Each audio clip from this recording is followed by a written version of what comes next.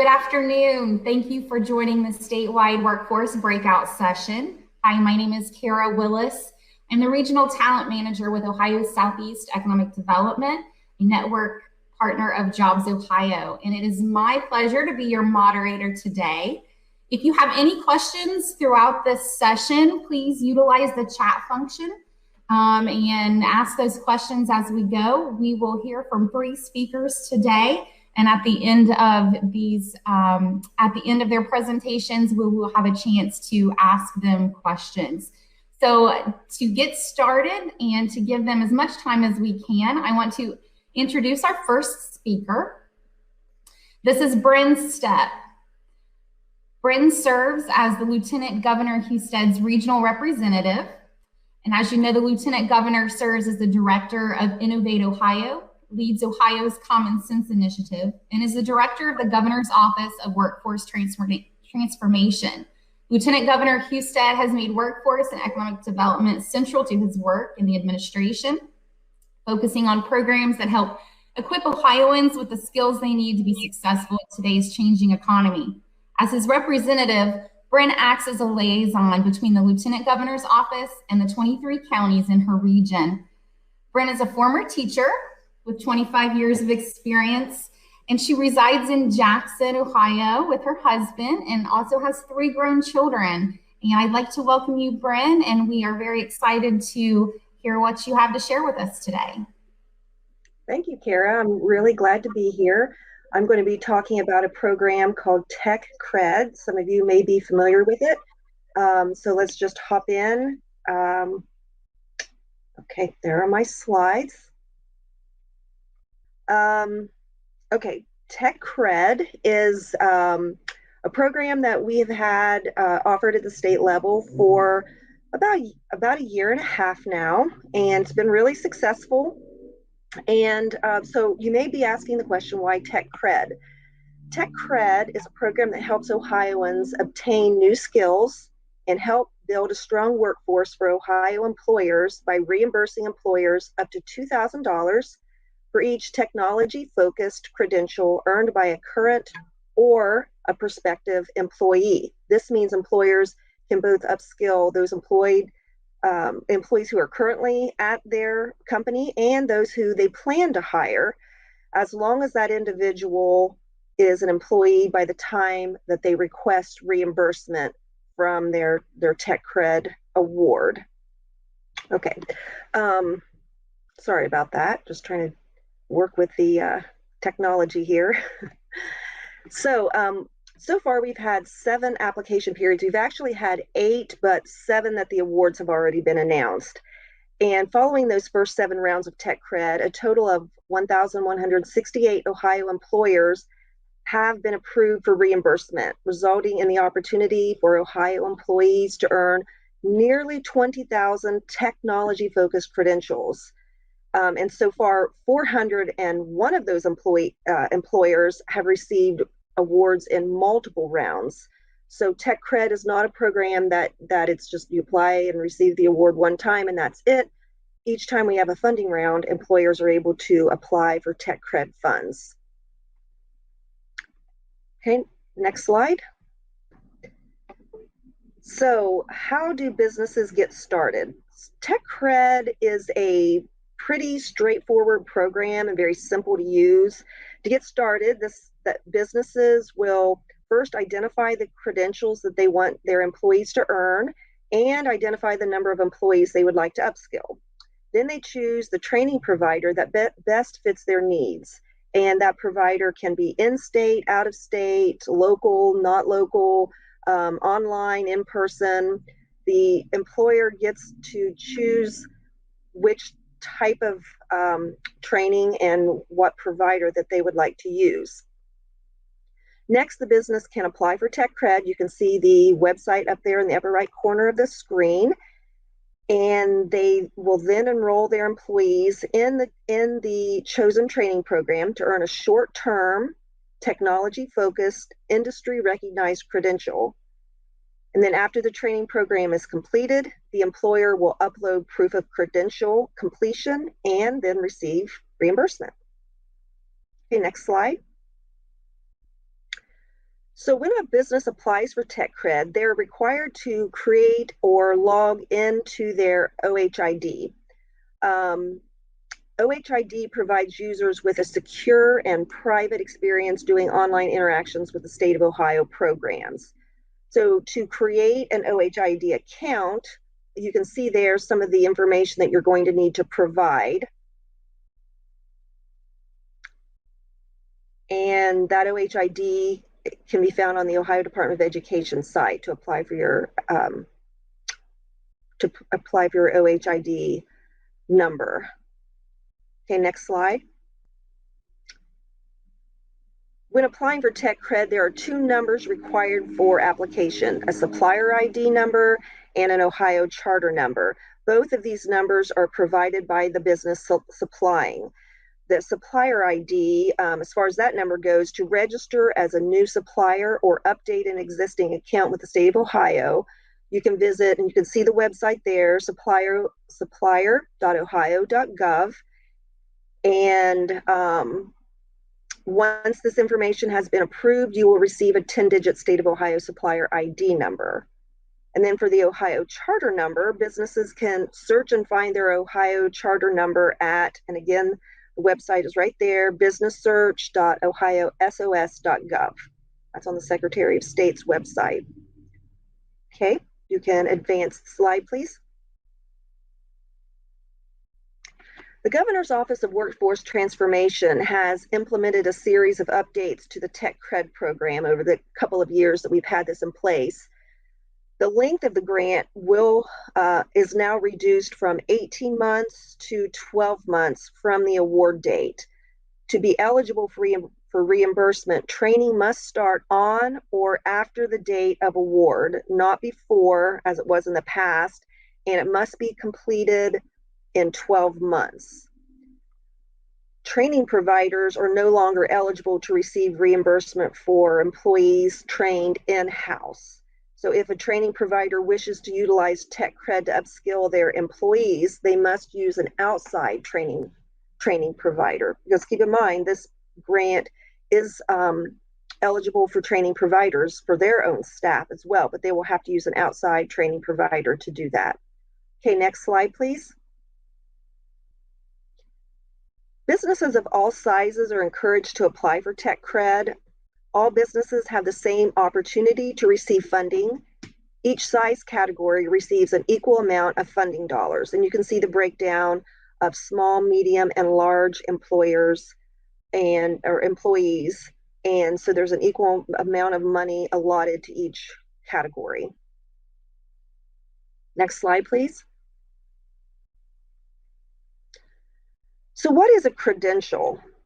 Credential is an umbrella term that includes both certificates and certifications.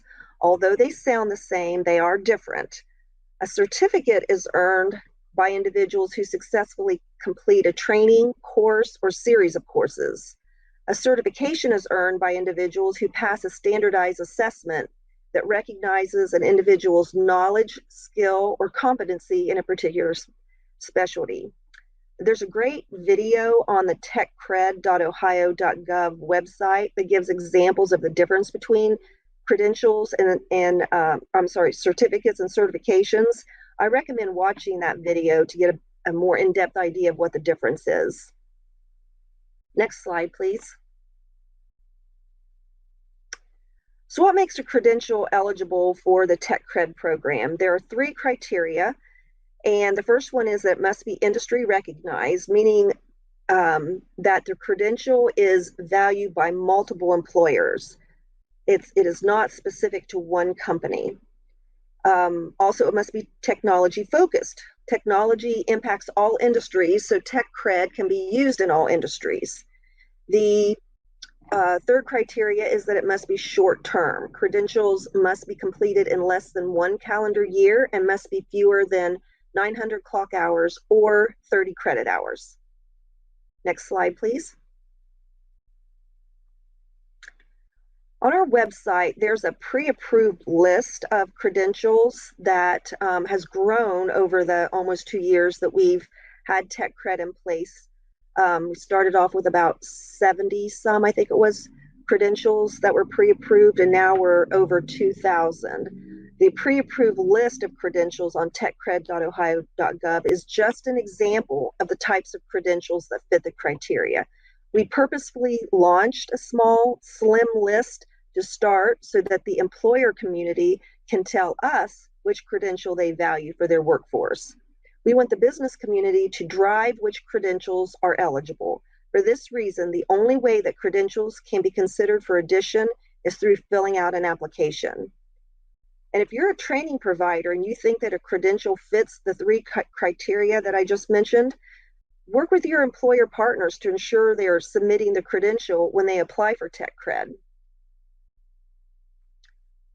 Credentials on our approved list and that we accept for the TechCred funding range from everything from electrical maintenance to Microsoft Excel, and from Adobe Creative Suite to Java programming. You do not have to be an IT-focused company to utilize TechCred. Okay, next slide, please. Employers can sponsor their employees to pursue credentials that cost up to $2,000, but if the credential costs more than $2,000, the state will only reimburse up to that $2,000 mark. The employer can fund the rest, the balance over $2,000, but the state will fund up to $2,000 per credential. And each employee can now earn multiple credentials each application period. There's no longer a limit of one credential per employee per application period. And employers can apply for reimbursement up to $30,000 each funding round. Okay, next slide, please. Okay, the reimbursement process is really pretty easy. The reimbursement portal can be accessed on techcred.ohio.gov on the apply page, and you can see there what information you will need to submit for reimbursement.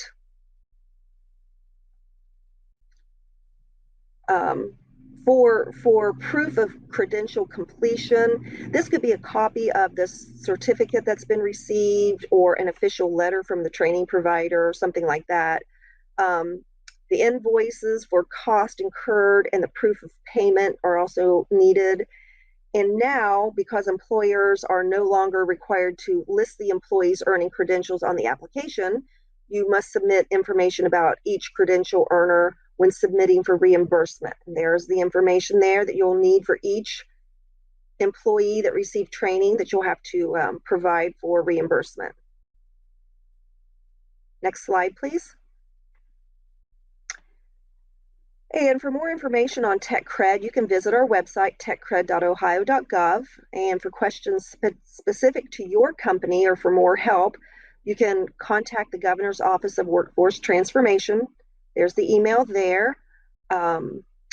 You will see there some inaccurate information there at the bottom. We just finished an application round, April 30th. That was the last round we had. We have not announced awards for that yet. That should be coming up very soon. And we are not sure when our next application round will be. Traditionally, we have an application window open about every other month, but that hasn't happened. That hasn't happened in every case. And we have not been notified when the next application window will be open. If you would like to have me provide you with information about the next funding round, please send me an email. I think my contact information, is on the screen, and I will add you to my list. We try to get that information out far and wide to let you know each time that there's an application window open for employers to seek out that grant. So I think there are going to be some questions at the end, but that concludes my presentation. Thank you all very much. Thank you, Bryn. TechCred is definitely a valuable asset for our region and state, and we are seeing an increase in companies who are taking advantage of this opportunity in our region. Thank you for the work that you've done on that. Thank you. Great. Well, next, it's my pleasure to introduce our next speaker. This is Rob Guentter. Rob is currently the Workforce Director of Area 16, which includes Belmont, Carroll, Harrison, and Jefferson counties. In his role, he oversees 4 OhioMeansJobs one-stop centers and serves as a liaison between a local area and the state of Ohio. Rob has lived in Southeast Ohio for over 25 years and has extensive experience in community and economic development as the City of Zanesville Community Development Director and in workforce education as the Adult Director at Mid-East CTC, Workforce Director at Belmont College, and Director of Perscalis IT Training in Columbus. As president of RFG Associates, Inc., his firm has written over $80 million in successful grants in Southeast Ohio and also provided evaluation and research services for over 250 projects with local governments, P16 education, nonprofits, and area businesses. Rob holds an active Ohio superintendent's license and is a certified urban planner via the American Planning Association, American Institute of Certified Planners. And it is my pleasure to ask Rob to share with us some insight today. Kara, thanks for that generous introduction. I appreciate the opportunity to speak to everyone today. I think I have a slideshow coming up at some point. There it is. So again, my name is Rob Guentter. I'm currently the Director of Workforce Area 16. I've been in this role for about 5 years. Today, I'm hoping to give an overview of what's happening with the Ohio workforce system, particularly WIOA funding, and some specific things that are happening in our world that really do impact education, businesses, social service providers in the region. So currently, we're working under the Workforce Innovation and Opportunity Act, WIOA. And some of you who've been around this game for a while know that there have been some predecessors to this federal program. There was WIA before WIOA, JTPA before that, and before that, CETA. And so some of you have been around a while, probably know those acronyms. I myself was a high school student in a CETA-funded work experience program. So I have, my gosh, I should admit it, 45 years ago was involved in a CETA program. So the WIOA money actually comes in 3 different buckets. There's money for adult training to help dislocated workers get back to work, and youth funding to help career exploration, work experience, and preparing students to go into the workforce.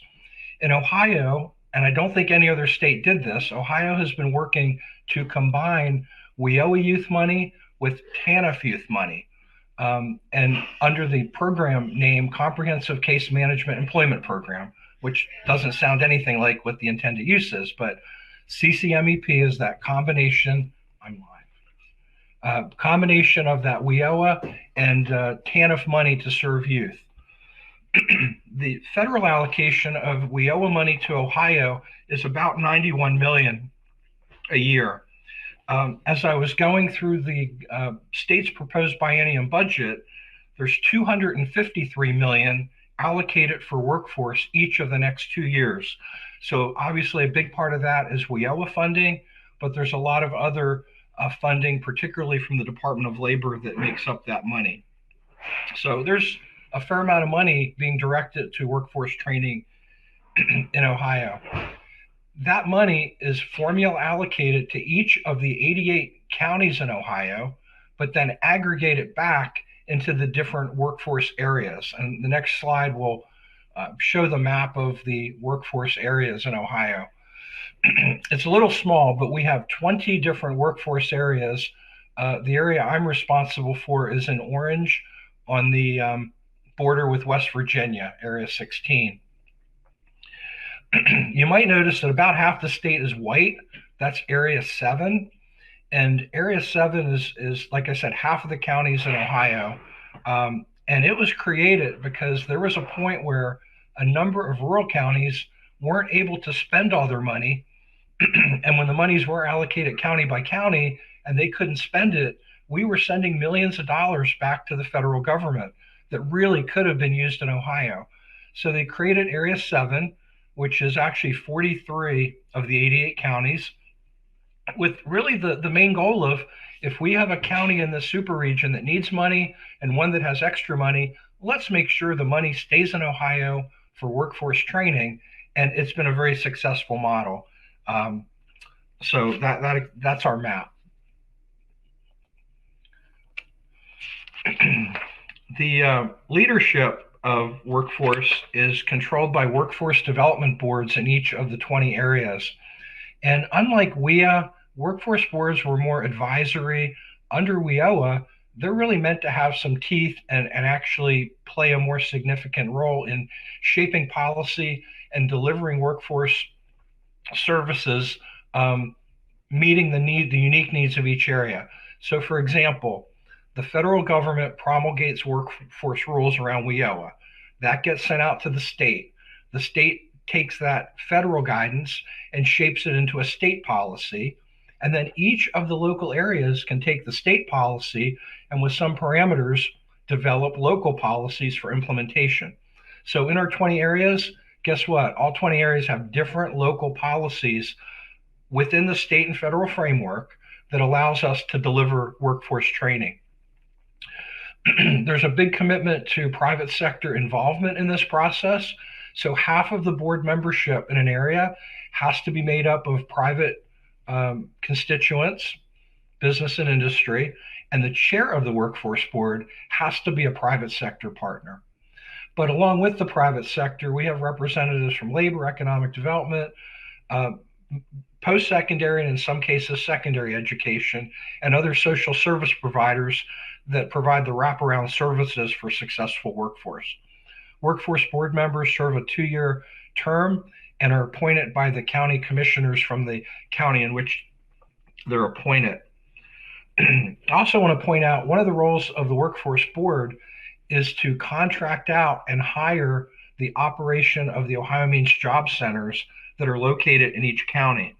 So that is a specific role formalized in the federal law that the boards need to bid out and competitively select operators for the one-stop centers. What we've seen in Ohio is, in more of the rural areas, there are very few alternatives or competitive situations in that bidding process.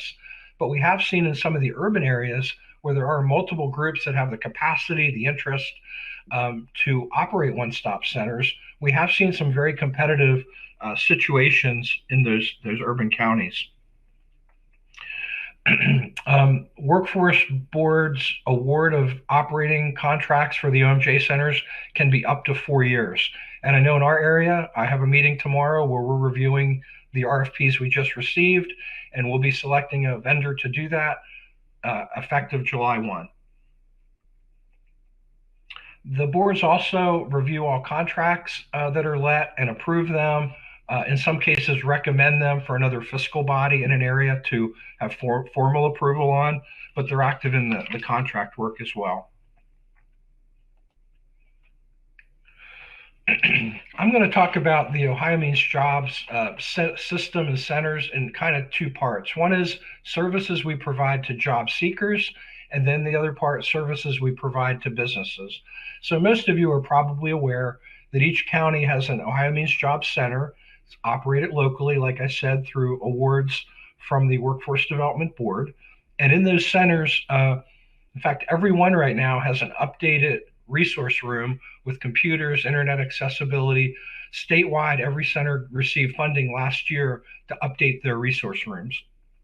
So as on the list here, career exploration, resume writing, job search, interview prep, training, veteran services.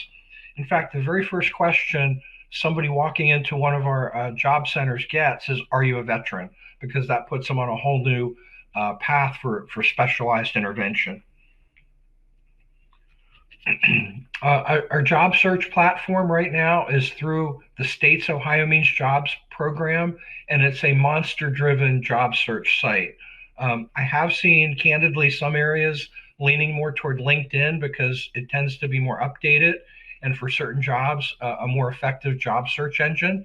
But I know the state is working to make their statewide engine as effective as humanly possible. We also provide services for business, and I'm really excited. In our last 5-year workforce plan for our region, we indicated a real need to have more business outreach services. We're very good when a business would walk in our door and ask for help, but we really didn't have any capacity, particularly in the rural areas, to outreach and help businesses. I'm proud to say that for the past 16 months, every one of our areas now has a full-time workforce business outreach specialist, and that looks to be an ongoing position. So for the workforce business support side, we can do incumbent worker training, which is a little broader than the TechCred concept, but the whole purpose is to help upskill and retrain people in existing occupations so they can be more productive, hopefully get a promotion, open up positions for backfill, and hopefully increase their wages and earnings. We also can do interviews. We're doing job fairs. Almost all the areas now are experimenting with virtual job fairs. We've held 2 so far in our area. The second one had 70 businesses, about 200 job seekers, and they seem to be growing the more we get the word out. We're also working on apprenticeship, on-the-job training. We have access to a lot of labor market information that can support business decisions. Each of the areas has a layoff aversion rapid response plan that's updated every few years. It identifies all the key partners who need to respond if there's an announcement of a plant closing or a possible plant closing. So we're not reacting from a distance. We are actually ready to jump in and be part of a solution if we hear that. And I think Bryn did a great job covering the details of the Tech Prep program.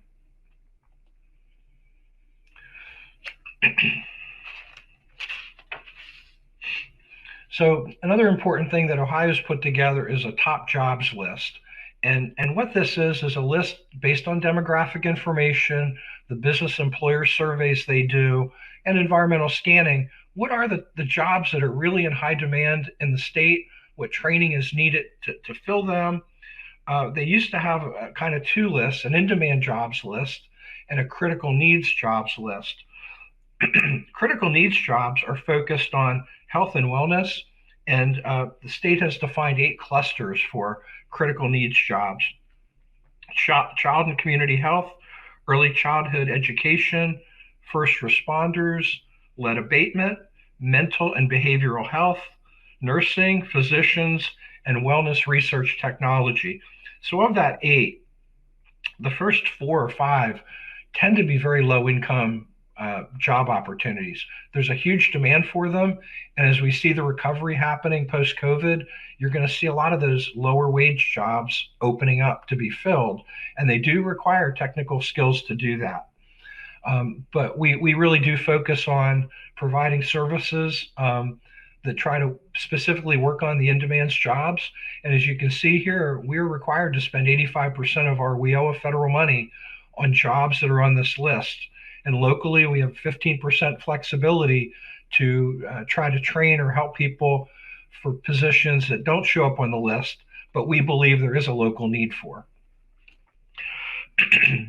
We work very closely with the Governor's Office of Workforce Transformation, and Bryn has been an excellent rep in the region to coordinate with. We've had a number of conversations. In-Demand Jobs Week, many of you know, was just held a week or so ago. It's held as an annual event to try to promote the high demand jobs and the opportunities for Ohioans to get back to work and get advancement and good paying jobs. I also want to mention the school business councils. Most schools, or at least our educational service centers, are working really hard to reconnect schools with the business community, and all of them are working with their school business councils to try to create those connections and make sure that K-12 education is really more focused on what local businesses need. I know most of those councils are open, so any one of you listening who might want to get involved in this world, I think that's a great opportunity to reach out to your school superintendent and see if there's an opportunity for you to be part of this the solution. The last thing I want to mention that I don't have on the slide is our coordination with JobsOhio. More and more, we're seeing great opportunities for collaboration and coordination with that entity. And, I work closely with Mike Jacoby and Bill Arnett, and Kara has been wonderful to communicate with and work with as well. So I hope I've provided an overview of what's happening, a few details of things that really have impact in our area, and I look forward to the Q&A session later on. Thank you very much. Thank you, Rob. And I'll tell you, your insight and your way of explaining Ohio's Workforce Development Board's one-stops and OMJ offices and the services you provide is very helpful. And I will say that as a partner with Ohio Southeast, we utilize the OMJ offices for multiple, you are very valuable to our companies and our industries, and especially now when companies are really struggling to find job seekers. So thank you for that. Thank you for the presentation today, and we look forward to continuing to work with you. Thanks, Kara. Great. Well, next, our final presenter is Christy Klaus. Christy serves as the Senior Managing Director of Talent Acquisition Services for JobsOhio.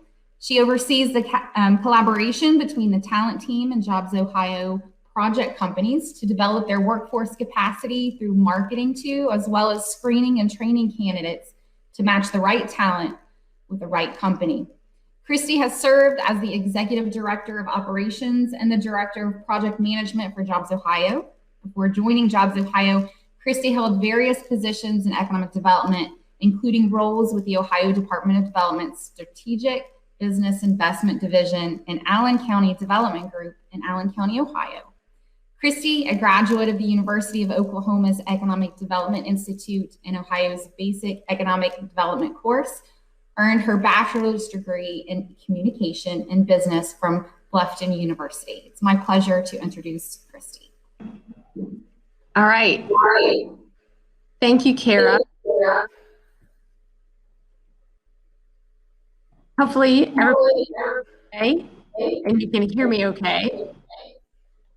So we go back and just think about economic development, workforce development, and how they tie together, and who JobsOhio is as an organization.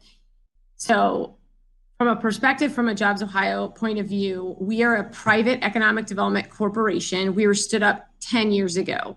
And what we think we bring, and has been validated nationally from a unique and competitive advantage standpoint, is one, we're private. That definitely helps. But also, we are focused on the tradable sectors of the economy from an Ohio perspective. So there's 10 sectors that JobsOhio focuses on. And we take that company viewpoint and the company lens in everything that we do. How do we drive our economy forward, and how do we help those companies and those sectors drive forward in their market? And then we focus on a statewide coverage. So thanks, Rob and Kara. They are our network partners. Kara at Ohio Southeast is our network partner. There are 5 other entities like Ohio Southeast that cover different regions of the state. And that's really our interconnectivity to the local economic development function and how we get that touch at the local level in economic development. And in workforce development with Rob, it's us directly, and with Kara as well. We have stable funding source. So through the stable funding source, it's really a 25-year lease on the liquor enterprise from the state of Ohio's perspective.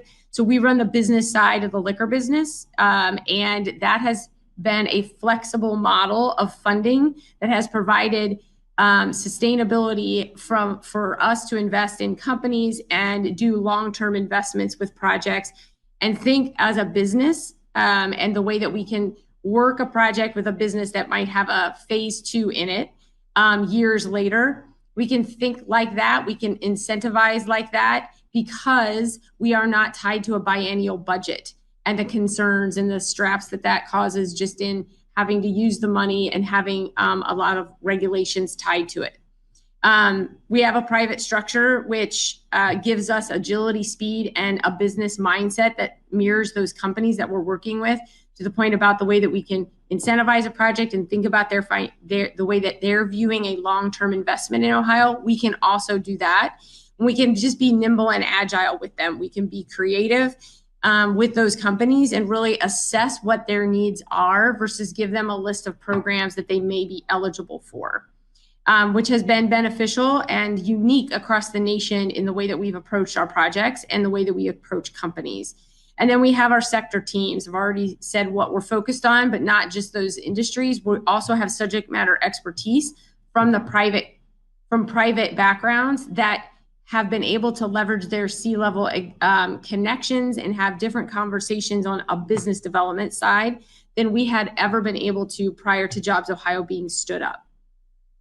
So that's the framework in which any workforce development conversation then happens coming from the JobsOhio point of view. So if you think about we're doing deals with companies in those 10 sectors to try to get them to create jobs, create payroll and economic mobility along with capital investment.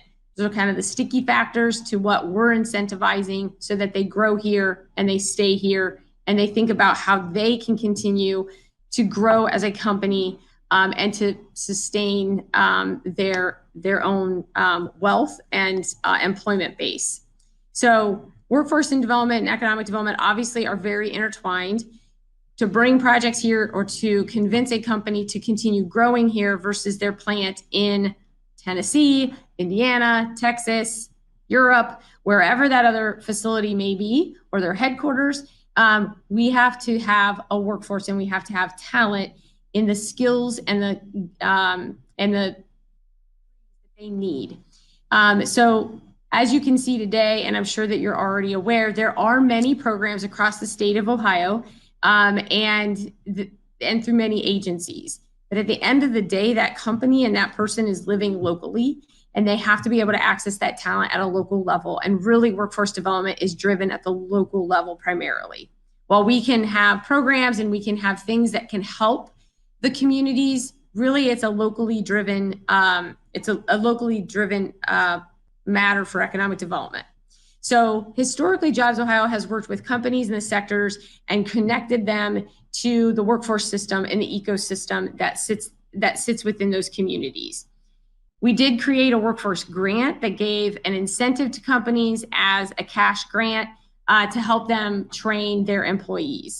But back in 2017, as we've evolved over time as an organization, again, back to agile and nimble, we're listening to our companies, we're trying to be nimble and agile while we're watching the nation against best practices.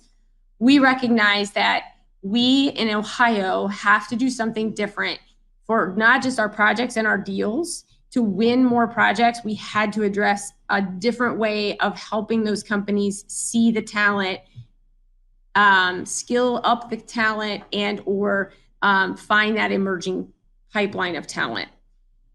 And we also recognize at the same time through data that we had a skill gap that continued to get bigger and bigger, in particular for tech and some of our manufacturing spaces. So in 2017, we created an incentive that's a service-based incentive for companies called Talent Acquisition Services. So to Kara's introduction, and Kara works on these kinds of things on a daily basis, we stood up a team and we stood up that service for our economic development projects within our pipeline. And really the service is a consultative model to work with companies to navigate that workforce system. We help lessen the company's financial burden.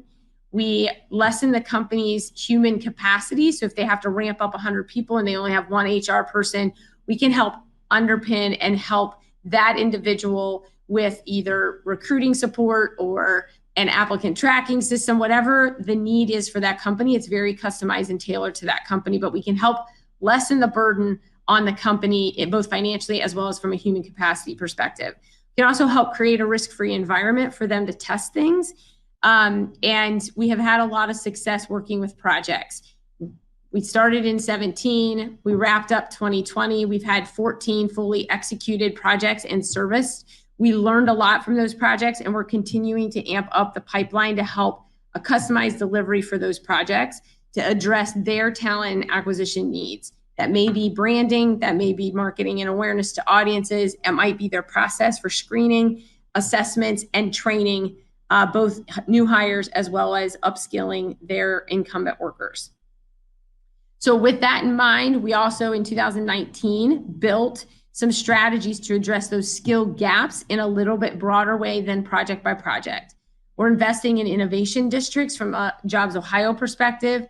Now, while those are in Cincinnati, Cleveland, and Columbus, the goal of those innovation districts is 3 parts: real estate, a place.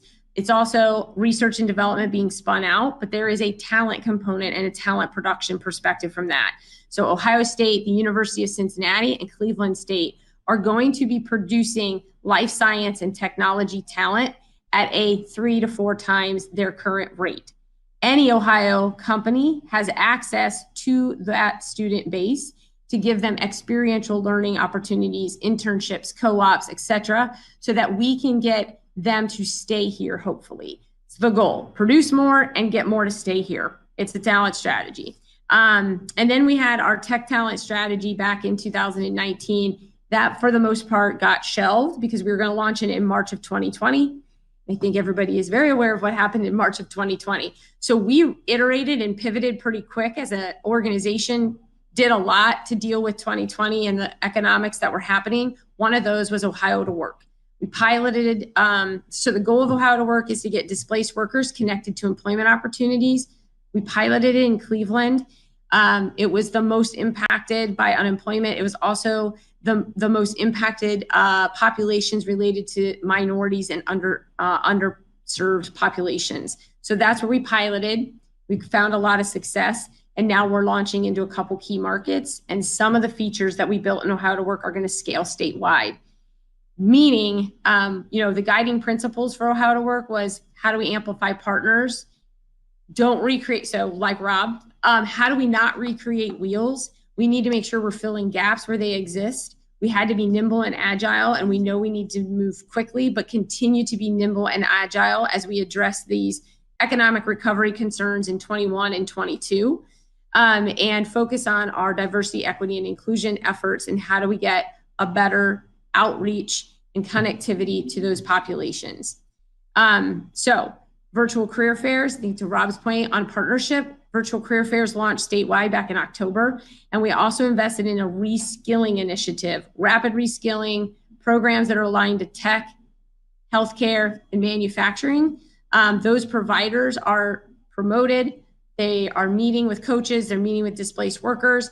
And we connect them right into those rapid reskilling programs that are less than a year and WIOA eligible. So how do we partner with some WIOA eligibility funding, and then potentially put some JobsOhio funding in scholarships or an income share agreement on top of that WIOA to make that student whole in their tuition, and so that they can focus on life going on around them as they're trying to put weeks into a training program and get connected to an employer at the other end. Again, goal, economic mobility. So really, it's hopefully the key takeaway from a lot of this, and we're doing many other fronts, but from a JobsOhio perspective, we try to stay in the swim lane of our core companies, the occupations, and therefore the skill sets that they need going forward today and going forward. We have about 60 we focus on. And so we're pretty focused and we're dialed in, except for we do partner and collaborate with the entire ecosystem, knowing that it takes all of us. It takes a village to do workforce and economic development. It is a team sport and we have to work together. And listening to the employer is step 1, and step 2, 3, 4, and 5, iterative all the time, because they are at the end of the day, they are the demand while we're creating the supply as a state. And that is all I have. And I think we open it up for questions in Q&A. Thanks, Kristi. I appreciate that. And at this time, we do have about 5, maybe a little bit longer, 5 minutes for questions. So I'd like to invite all 3 presenters back to the stage or to the screen. We do have a question, and this is for Bryn. Let me go to our question. And as I'm getting ready to read this question, if anyone else has specific questions for our presenters, please use the chat function, and we will we will direct those questions. So this is in regards to TechCred. The question is, regarding the same amount of money for all size of businesses for TechCred, do you find that the pot of money for a specific size business usually depletes the quickest? Well, thank you for that question. Thankfully, so far, none of the pots for each category have been depleted. So we haven't run into a problem where we had to turn away a size company in any of the three categories for application because we ran out of money. So not that will happen in the future, but so far we haven't run into that issue. Great. And we try to push out the information. We really work very hard to push out the information about TechCred to small, medium, and large companies. They all have the opportunity to apply. Okay. Great. Thank you, Bryn. And we do have a comment from Mark Weinberg. Mark says, this is a wonderful panel and the focus on talent is critical for the entire region. I agree, Mark, that is definitely needed. Sam Miller asks, is there any discussion of creating an innovation district in the Appalachian, Ohio region? So I would assume that might be a question for me to answer, unless I want to put you on the spot, Kara. So from a JobsOhio perspective, I mean, innovation district can mean many things, and there are innovation districts outside of where JobsOhio has invested. The JobsOhio view from an innovation district has been high level of Carnegie One research and development, an institution that has a Carnegie One status, and NCHI, I think, are the acronyms for federal funding coming in for patents and research. That's really what we're trying to build in those innovation districts, is the spin-off of high amounts of federal and state funding into research and development that then spin out small startup companies. And how do we, instead of losing them to go to Boston, especially in life sciences, how do we not lose them to go to Boston? How do we keep them here? So the spin-off, so the three in the Cleveland, Columbus, and Cincinnati are the investments that JobsOhio is committed to. There are other things. So in the innovation districts, those spin-off companies across the state, and from a talent perspective, they said you can access the talent coming out of that production in any region of the state. We also have inclusion grants and some other things and strategies that are more towards the rural areas, toward more small metros and alike. And we can probably offline with Kara and the Ohio Southeast team on some of those opportunities. Great. Thank you, Kristi. We do have another question. And this question is, I work for Project Rise, a local organization focusing on career and community-connected learning opportunities. How can I learn more about possible funding opportunities from JobsOhio concerning career events? Well, I can try to answer this a little bit. So, big part of our WIOA funding for youth goes to contracts to address 14 youth elements that are spelled out in the WIOA law. And we will be bidding out all 14 elements next year in Area 16. So the different areas are on different cycles, but those elements, Project Rise would fit in that category to provide services in our fourth county. So I would recommend contact the director in each of the areas that you serve, find out when they're going to go through their procurement process for the 14 youth elements, and that'll give you some direction.